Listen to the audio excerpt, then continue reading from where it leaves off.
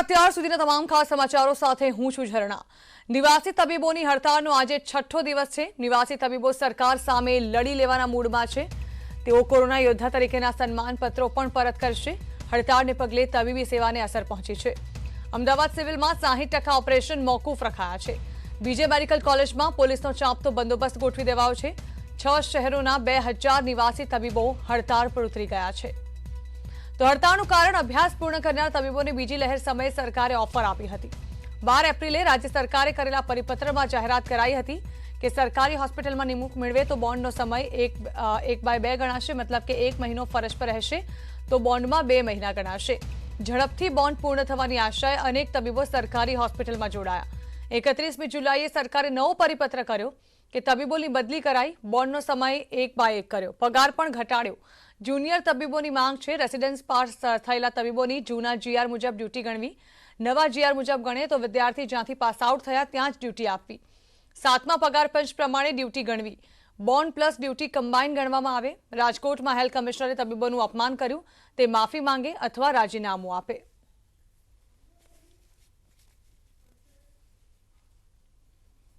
તો આજે લગાતાર છઠ્ઠો દિવસ છે નિવાસી તબીબોની હડતાળનો। વિવિધ માંગો સાથે લગાતાર 6 દિવસથી તેઓ હડતાળનું શસ્ત્ર ઉગામી રહ્યા છે। જો કે આ તરફ તેઓને નાયબ મુખ્યમંત્રી દ્વારા ચીમકી પણ આપવામાં આવી હતી કે જો આ જ પ્રકારે હડતાળ યથાવત રાખવામાં આવશે તો કડક પગલાં લેવામાં આવશે તેમની સામે।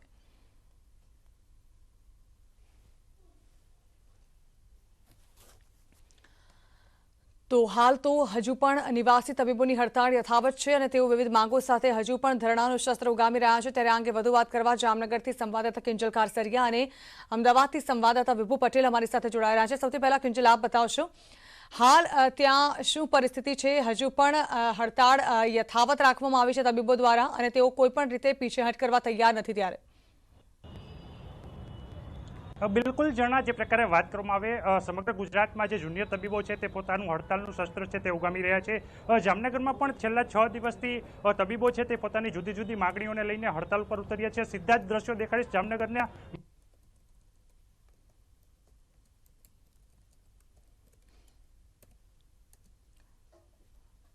માફ કરજો, કિંજલ સાથેનો સંપર્ક કપાઈ ગયો છે। વિભુ અમદાવાદથી અમારી સાથે જોડાઈ રહ્યા છે, વિભુ સાથે વાત કરીશું। વિભુ, હાલ તમે કઈ હોસ્પિટલની બહાર છો અને ત્યાં શું પરિસ્થિતિ જોવા મળી રહી છે?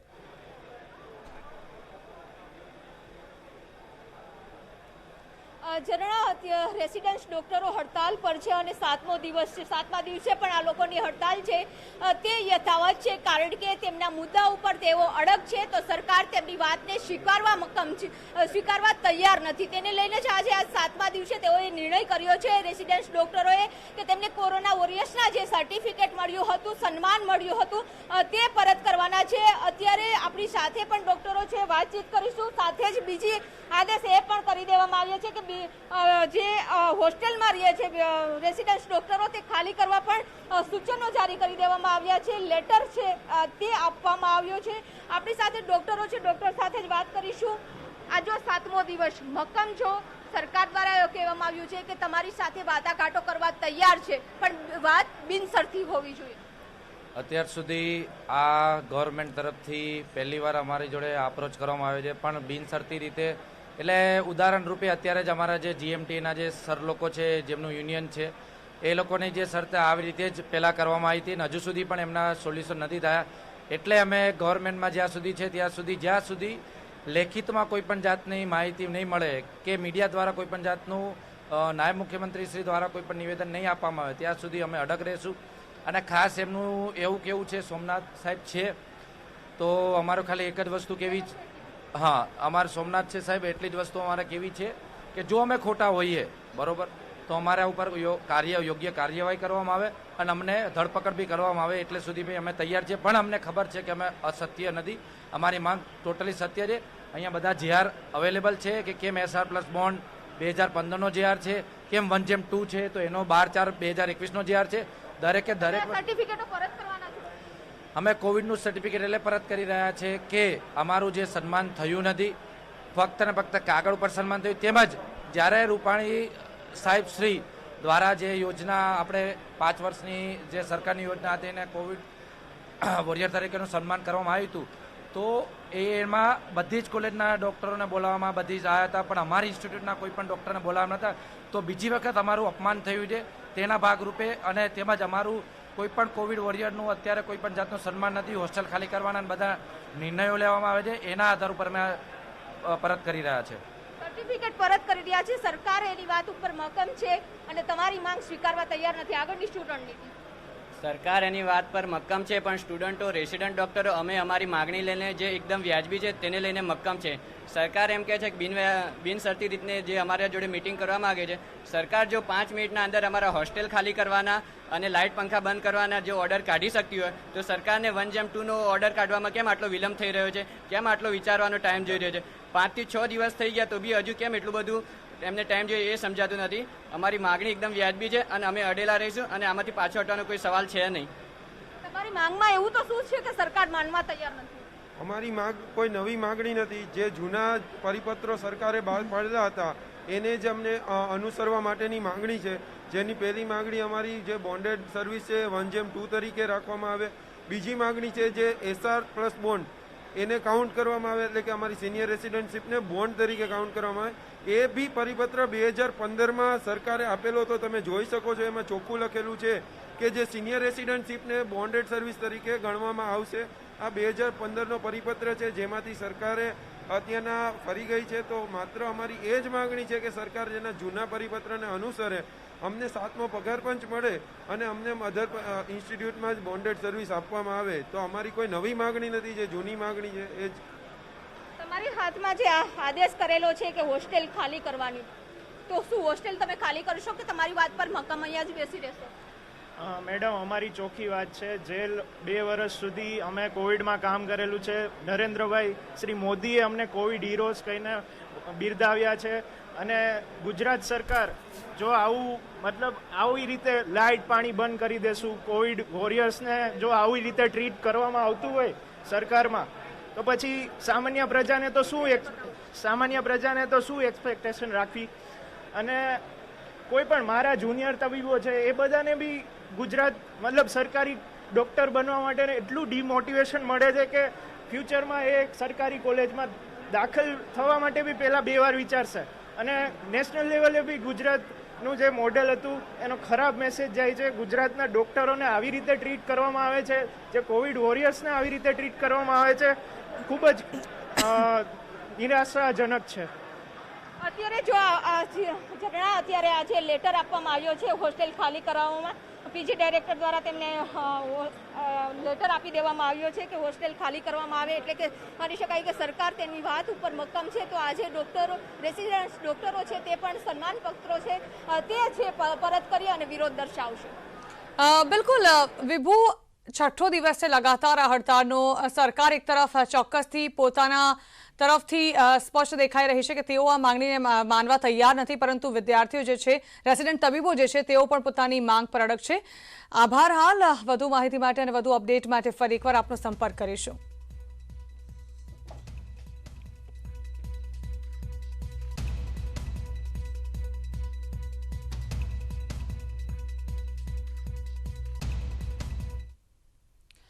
નર્મદામાં આજે વિશ્વ આદિવાસી દિવસની ઉજવણી કરવામાં આવી રહી છે. ત્યારે મુખ્યમંત્રી રૂપાણી જીતનગરમાં ઉજવણીમાં હાજર રહેશે. સીએમ રૂપાણી નર્મદાને આપશે આજે ભેટ. બિરસા મુંડા ટ્રાયબલ યુનિવર્સિટીનું ખાતમુહૂર્ત કરશે. અહીં વનમંત્રી ગણપત વસાવા પણ રહેશે હાજર.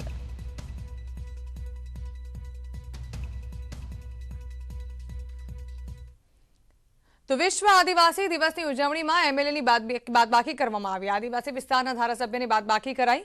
વિશ્વ આદિવાસી દિવસની ઉજવણી માટે તેઓને આમંત્રણ ન અપાયું. સરકારે પોતાની પોલ છુપાવવા નથી આપ્યું આમંત્રણ, તેવું જણાવ્યું ધારાસભ્ય કાંતિ ખરાડીએ. વહીવટીતંત્રે દાંતા અને અમીરગઢના આદિવાસીઓના પ્રજાના પ્રતિનિધિનું અપમાન કર્યું હોવાનું તેઓએ જણાવ્યું. વિકાસના કામોની પોલ ન ખુલે એટલે તેઓની બાદબાકી કરતા હોવાનું તેઓએ આક્ષેપ લગાવ્યો. ધારાસભ્યએ આ અંગે વિડીયો જાહેર કરી પોતાની નારાજગી વ્યક્ત કરી. નિષ્ફળતા એ જાહેર ના થાય એના લીધે જાણી જોઈને આ લોકોએ આ વિસ્તારના ધારાસભ્ય તરીકે મને બાકાત રાખ્યો છે. 9મી ઓગસ્ટ વિશ્વ આદિવાસી દિવસ તરીકે ઉજવવામાં આવે છે, જે અંતર્ગત સમગ્ર વિશ્વમાં આદિવાસી સમાજે અલગ અલગ રીતે ઉજવણી શરૂ કરી છે. ગુજરાતમાં પણ આશરે 1 કરોડ વસ્તી ધરાવતા આદિવાસીના જુદા જુદા સમુદાય આવેલા છે. રાજ્યમાં સૌથી વધુ આદિવાસી ધરાવતો જિલ્લો ડાંગ છે, જેમાં અહીં 98% આદિવાસીઓ વસે છે. આદિવાસીઓને પ્રકૃતિ પૂજક ગણવામાં આવે છે. તેઓ અનેક તહેવારોમાં અથવા પ્રસંગોપાત પોતાના સંગીત વાદ્યો સાથે નાચગાન કરતા રહે છે. અહીં ઠાકરિયા નાચ, પાવરી નાચ, કાહલિયા નૃત્ય જેવા કાર્યક્રમમાં તેઓ પોતાની જાતે બનાવેલા સંગીત વાદ્યોનો ઉપયોગ કરે છે, જેમાં થાળી વાદ્ય પણ ખૂબ જ પ્રખ્યાત છે.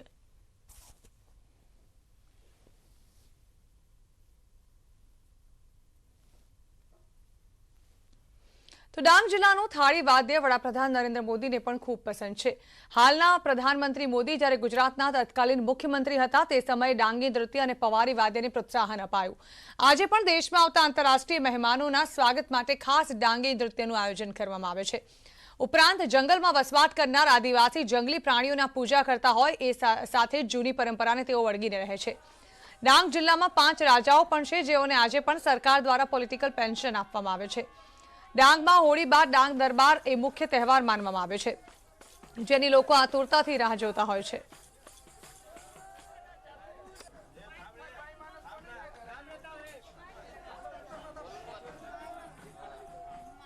સત્તરસિંગી એટલે આ ડોંગરદેવની સત્તરસિંગીની ચાલે અને મારવતેની એક એટલે આ ભેગા 700 શેવરી 900 દેવાંગની આ પૂજા થાય. અમારો રોજીરોટી મળતો હોય કે 1-2-3 દિવસનો જો ડુંગરદેવમાં લઈ જાય તો પછી ડુંગરદેવમાં 5-6 હજાર એ આપતો હતો. એ જેટલું દિવસ થાય એટલું રોજીરોટી આપે. સંયુક્ત રાષ્ટ્ર સુરક્ષા પરિષદની કમાન ભારત પાસે આવી ગઈ છે. પ્રધાનમંત્રી નરેન્દ્ર મોદી યુએનએસસીની અધ્યક્ષતા કરશે. આજે સાંજે મળનારી આ બેઠકમાં દરિયાઈ સુરક્ષા મુદ્દે વિશેષ ચર્ચા થાય તેવી શક્યતા છે.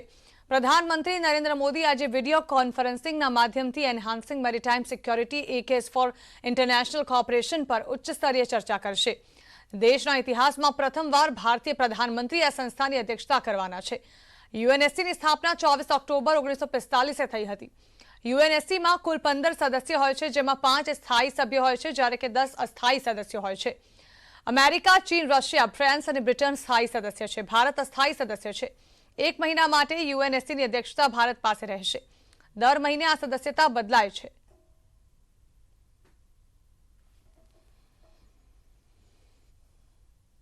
તો આગળ જોઈશું અને સમાચારો તે પહેલા હાલ એક બ્રેક. વડોદરા શહેર જાણે કે ખડોદરા બની ગયું હોય તેવા દ્રશ્યો વડોદરાના અનેક માર્ગો પર જોવા મળ્યા છે. અનેક માર્ગો ખાડાઓમાં ફેરવાયા છે. તંત્ર દ્વારા શહેરના ડભોઈ રોડ તરફના મુખ્ય માર્ગ પર ડ્રેનેજ લાઇનની કામગીરી કરવામાં આવી હતી.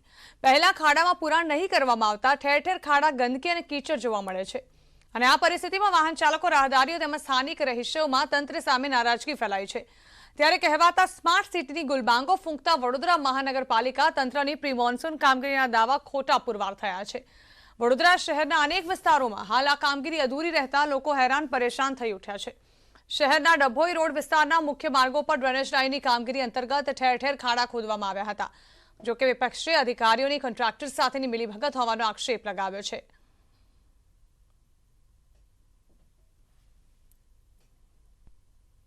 રસ્તાના આમાં જવાબદાર તો આમાં જે કોન્ટ્રાક્ટર હોય છે, જે આપણે કોર્પોરેશનના વ્યક્તિઓ છે, એ જવાબદાર છે. બીજા દેશમાં ને આપણા દેશમાં પણ ભ્રષ્ટાચાર તો થાય જ છે 100%. કેમ કે આ રસ્તાનું કારણ જે રોડ બનવામાં 2 મહિના ઉપર થઈ જતું હોય, ત્યાંની ઓરડીઓ જતી રહી છે, એ તો ભ્રષ્ટાચાર જ કહેવાય સાહેબ. તમારે જોવા જઈએ ને તેમ તો 10-12 વર્ષથી આવવાના હોય છે, પણ જે સોમા તલાવ બ્રિજની વાળી પ્રતાપનગર બ્રિજની વચ્ચે જ્યાં ખોદાઈ ગયું છે એ કમસે કમ 8-10 મહિનાથી છે. બરાબર, આ રોડની કન્ડિશન કદી એમને સારી કરી જ નથી. તમે આખા વડોદરા સિટીમાં જોઈ શકો છો, રોડ માટે તો તમે સાહેબ કેટલા એક્સિડન્ટો થઈ રહ્યા છે. એક પર્સનલી એમને સરકારે એવું નથી વિચાર્યું કે આ રોડને કારણે કેટલા અકસ્માતમાં કેટલા લોકો મરી રહ્યા છે પર ડે.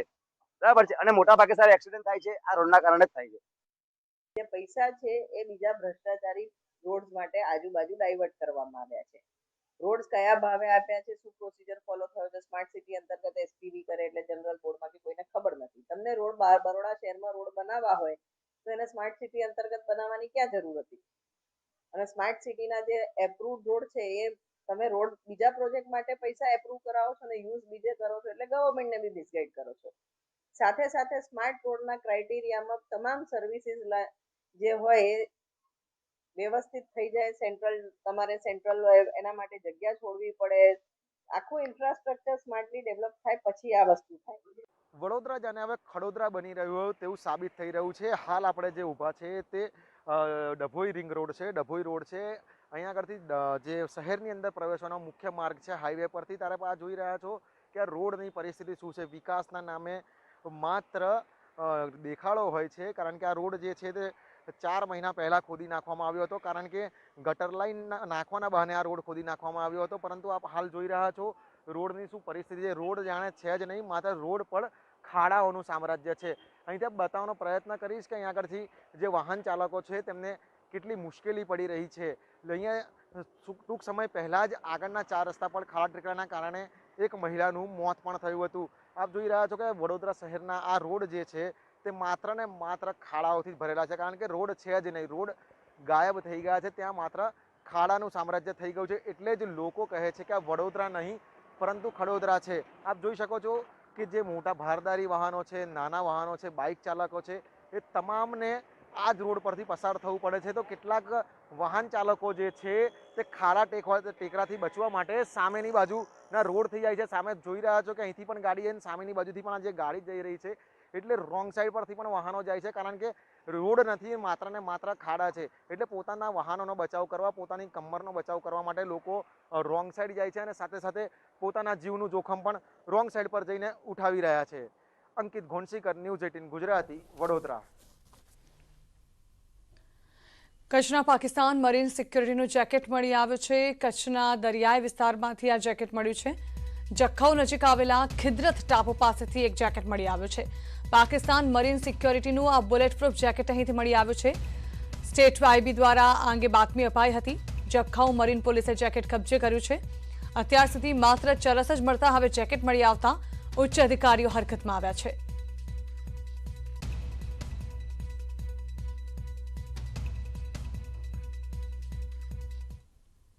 અને સમાચારો જામનગરથી. જામનગરમાં શહેરમાં ધોળા દિવસે ચીલ ઝડપની ઘટના સામે આવી છે.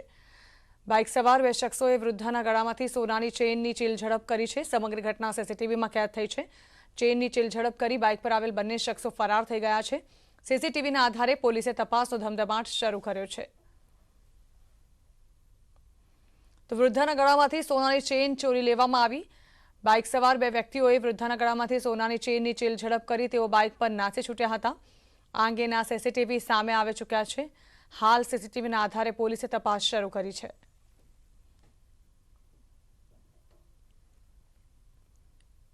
નેટવર્ક 18 ફેડરલ બેંક સંજીવની ગાડી ભારતભરના કોવિડ અસરગ્રસ્ત જિલ્લાઓના ચક્કર લગાવી રહી છે.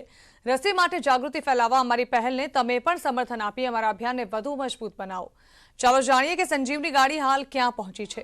તો સંજીવની ગાડી હાલ મહારાષ્ટ્રના નાસિકના પાંગરી બીકી અને વાવી ગામની મુલાકાત લીધી.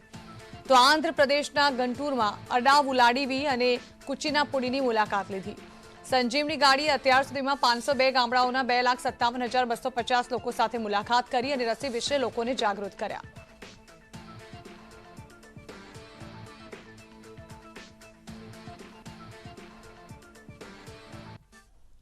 શું ખરેખર સેનેટાઇઝરથી નુકસાન પહોંચે છે? શું રસી ખરેખર ડીએનએને બદલી નાખે છે? શું રસીકરણ ખરેખર તમને કોરોનાથી ઇન્ફેક્ટ કરી શકે છે? શું તમને આવા કોઈ સવાલો મૂંઝવે છે? તો હવે એક જગ્યા એવી છે કે જ્યાં તમને તમારા તમામ સવાલોના જવાબો મળી જશે, અને એ છે તમારા ફોન પર. નેટવર્ક 18 અને ફેડરલ બેંકના રાષ્ટ્રવ્યાપી કોરોના વિરોધી સંજીવની શોર્ટ ઓફ લાઈફ કેમ્પેઇનના ભાગરૂપે રસીકરણ માટે જાગૃતિ ફેલાવવા માટે એક વોટ્સએપ હેલ્પલાઇન લોન્ચ કરાઈ છે. તમારે માત્ર 7977773753 નંબર પર એક વોટ્સએપ કરવાનું છે અને તમને તમારા સવાલોના જવાબો તમારા વોટ્સએપ પર જ મળી જશે, અને એ પણ એવા કે જે વેરીફાઈ અને ક્રોસ ચેક કરેલા હશે. તમારી કોઈ પણ મૂંઝવણને હવે વોટ્સએપ કરો માત્ર એક નંબર પર અને મેળવો બધા જ સવાલોના જવાબો તમારી સ્ક્રીન પર જ. વધુ માહિતી માટે સંપર્ક કરો www.moneycontrol.com/sanjeevani.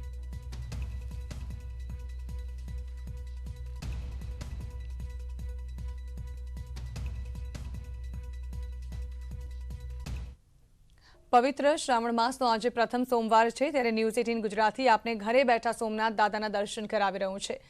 મહાદેવના મંદિરોમાં આજે ભક્તોનું ઘોડાપૂર જોવા મળી રહ્યું છે. સોમનાથ મહાદેવની આરતીના દર્શન હવે ઘરે બેઠા તમે કરી શકો છો.